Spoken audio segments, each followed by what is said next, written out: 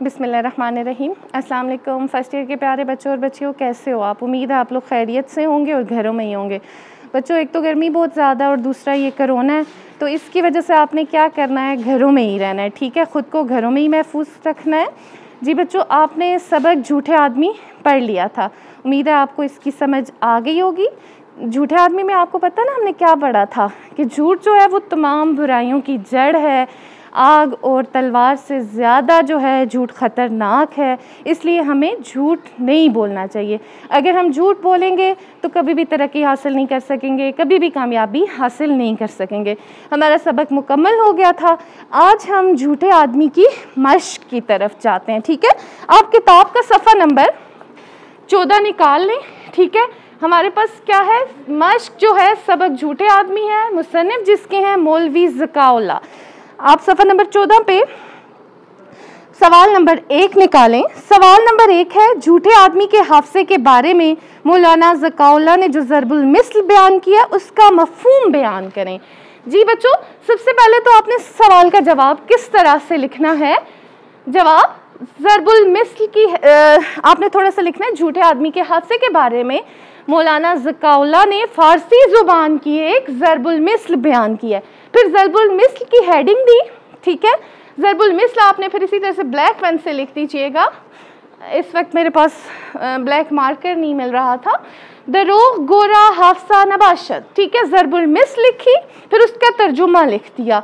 तर्जुमा झूठे आदमी का हाफसा नहीं होता, ये हो गया ज़रबुल मिस्ल बयान हो गई। फिर आगे जो सवाल पे जाते हैं कि बयान उसका मफ़हूम बयान करें। अब फिर हम हेडिंग दे देंगे ज़रबुल मिस्ल का मफ़हूम, फिर इसे हम अपने अल्फाज में लिख देंगे कि मुसन्निफ ने झूठे आदमी के हाफसे के बारे में एक ज़रबुल मिस्ल बयान की थी, जिसका मफ़हूम यह है कि झूठे आदमी का हाफसा कमज़ोर होता है। वो जब कोई किसी से वादा करता है उसको अपने वादे याद नहीं रहते, वो एक ही बंदे से एक बात को बहुत दफ़ा करता है, इस तरह उसका राज किसी से कुछ और कहता है, दूसरे से कुछ और कहता है, तो इस तरह जो उसका राज होता है वो ज़ाहिर हो जाता है दूसरों पे। मुख्तसरन ये कि झूठे आदमी का हाफसा कमज़ोर होता है, झूठे आदमी की यादाश्त नहीं होती। समझ आ गया आपने इस सवाल को किस तरह से करना है। ठीक है, अब सवाल नंबर 2 की बात करते हैं बच्चों। सवाल नंबर 2 है, किस चीज़ के ना होने की वजह से आदमी को अपने वादे याद नहीं रहते। जी, या अब इसमें हमने जवाब में जाना है यादाश्त की कमज़ोरी। हेडिंग आपने दे दी, यादाश्त की कमज़ोरी।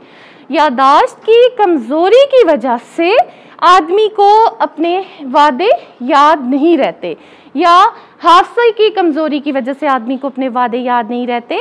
फिर वही बात साथ बता दें, झूठे आदमी का वैसे भी हाफसा कमज़ोर होता है, यादाश्त कमज़ोर होती है, इसलिए जब वो किसी से कोई वादा करता है तो उसे वो याद ही नहीं रहता। किसी से जब उसे मिलने जाना होता है, मिसाल इस तरह से दे दें, उसे जब किसी से मिलने जाना होता है तो वो टाइम पे नहीं पहुंचता, या घर टाइम पे नहीं पहुंचता। जब उससे पूछा जाता है क्यों नहीं आए तो वो कहता है कि एक मरीज़ को देखने चला गया था।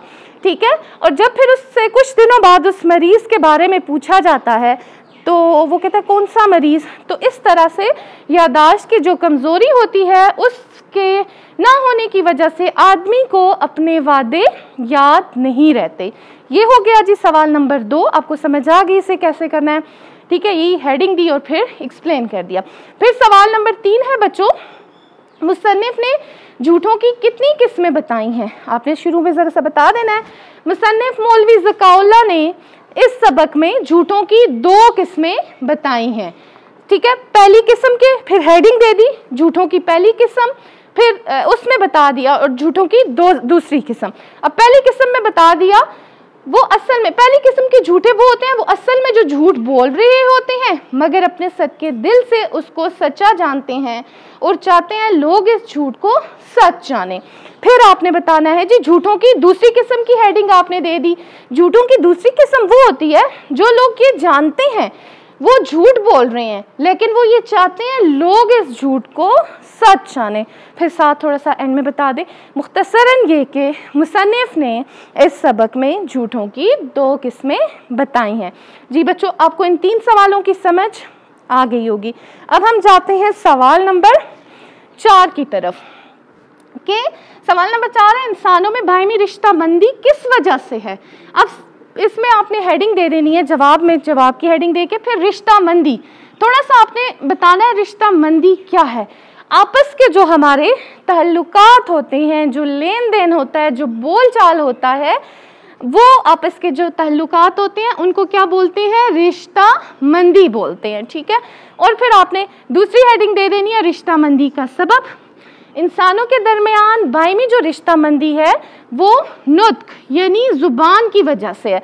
इसे भी थोड़ा सा एक्सप्लेन कर देना है, यानी कि हमारी जो ताल्लुकात हैं वो ज़ुबान की वजह से, अगर हमारी ज़ुबान अच्छी होगी, उसमें सच शामिल होगा, तो हमारी जो रिश्ता मंदी है इंसानों के साथ वो अच्छे तरीके से कायम होगी। अगर हमारी ज़ुबान अच्छी नहीं होगी, उसमें झूठ शामिल होगा, तो रिश्ता मंदी जो है वो बरकरार नहीं रहेगी। जी बच्चों, आपको समझ आ गई कि इंसानों में रिश्ता मंदी का क्या सबब है। फिर जी बच्चों हम बात करते हैं सवाल नंबर 5 की। जी सवाल नंबर 5 भी क्या है, झूठ से सच का जानना क्यों मुश्किल होता है। जवाब हेडिंग वही दे दी, झूठ से सच का जानना, ठीक है।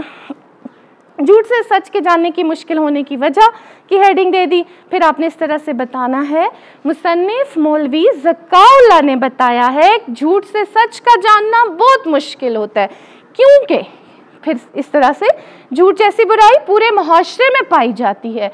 मुआशरे का हर फर्द झूठ बोल रहा है, हर खास व आम अपनी बुराई और ऐब छुपाने के लिए झूठ का सहारा लेता है, झूठ पर झूठ बोल रहा है। हर कोई झूठ का सहारा लेकर बेतबारी और नाएतमादी फैला रहा है।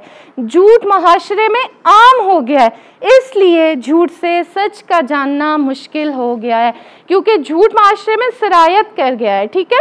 हर बंदा झूठ बोल रहा है, सच्चाई बहुत कम हो गई है, इसलिए झूठ से सच का जानना मुश्किल हो गया। सच बहुत कम लोग बोल रहे हैं, तो फिर झूठ को ही सच मान लिया जाता है, और यही वजह है कि झूठ से सच का जानना मुश्किल हो गया। जी हो गया बच्चों इन 5 सवालों की उम्मीद है आपको समझ आ गई होगी, या आपने कॉपीज पे साथ नोट कर लेने हैं। अभी जाते हैं सवाल नंबर 6 की तरफ। सवाल नंबर 6 है, दर्ज झेल अल्फाज व तरकीब को जुमलों में इस्तेमाल करें। बच्चों अब आप उस लेवल पे हो कि मैं आपको जुमले बना के नहीं दे सकती, ठीक है।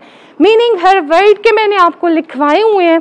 अब जैसे है इख्तराई झूठ, यानी कि ये इन अल्फाज के मैं आपको मीनिंग फिर एक दफ़ा बता देती हूँ। इख्तराई झूठ यानी कि खुद से इजाद किया हुआ झूठ, खुद से बनाया हुआ झूठ। नक्श अव्वल यानी कि पहला नक्श। सच्ची हकायत यानी कि सच्चा किस्सा, सच्ची कहानी।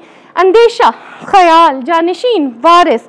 मुनक्किश, नक्श किया गया। मलकाते नफसानी, इंसान की जो ख्वाहिशात हैं, नफ्स की जो ख्वाहिशात हैं, ये मीनिंग है। इनको जुमलों में आपने खुद बनाना है, ये है आपका होमवर्क। तो उम्मीद है बच्चों कि आप ये होमवर्क कर लेंगे, ठीक है इंशाल्लाह। नेक्स्ट जो सवाल है, सवाल नंबर 7, 8, 9, ये हम दोबारा से कल करेंगे। बच्चों आप लोगों ने क्या करना है, एक एक साथ साथ जैसे जैसे आप कॉपीज पे लिखते जाते हो इनको याद भी करते जाएं, ठीक है। अपने लिए बर्डन नहीं बनाना। आपको पता नहीं ये सवाल कितने इंपॉर्टेंट होते हैं, पेपर के हवाले से ये चैप्टर भी बहुत इंपॉर्टेंट है। इसमें से भी एक मशकी सवाल ज़रूर पेपर में आया होता है, ठीक है। आपने साथ साथ इनको तैयार करते रहना है, अपना बहुत सा ख्याल रखना है। आजकल आप घरों में हैं तो प्लीज़ अपने पेरेंट्स को तंग नहीं करना, घरों में ही रहना है, ठीक है। गैर ज़रूरी आपने बाहर नहीं निकलना। ओके बच्चों, अपना बहुत सा ख्याल रखिएगा। अल्लाह हाफ़िज़।